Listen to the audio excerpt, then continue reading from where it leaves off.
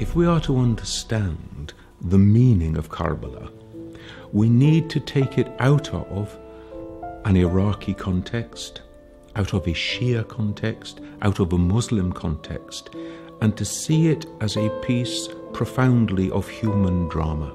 As a community, we have a history. We didn't just start with our own generation, and we can look back into how other human beings lived the human project. We can take examples from them. We can also take warnings from them. These are the circumstances that led these people to do these terrible things.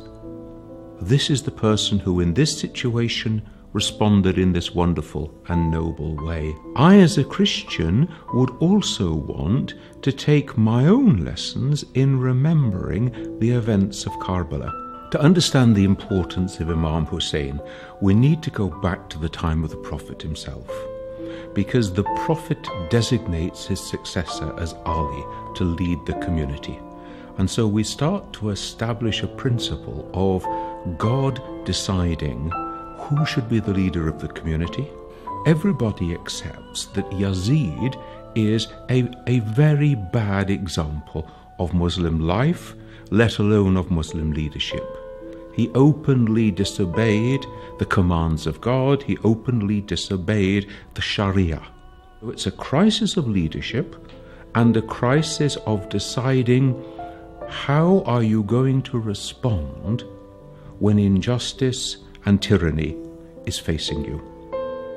Now, we have here a hadith of Prophet Muhammad which enables us to get a sense of the importance of this.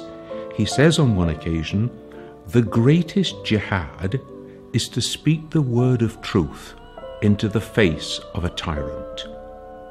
This is the highest challenge to any human being, to actually face down a tyrant and not give in.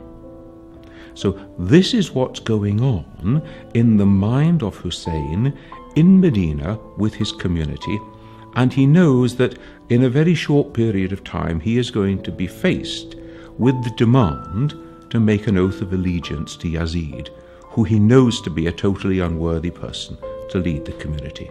Something dramatic has happened in the Muslim community at this stage. We're not even yet 50 years after the death of the Prophet, and we are about to see the Prophet's own grandson being massacred. The night before the battle, Imam Hussein gathers together his people and says to them, look, tomorrow we're going to be attacked. Please, it's me they want. Go away, leave. And they respond, we won't go, we will stay, we will die with you.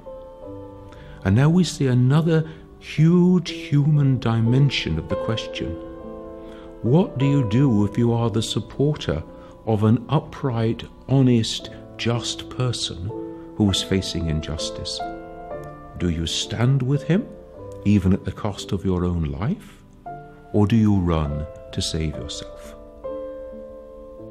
Hussein dies in the desert. His followers are killed with him.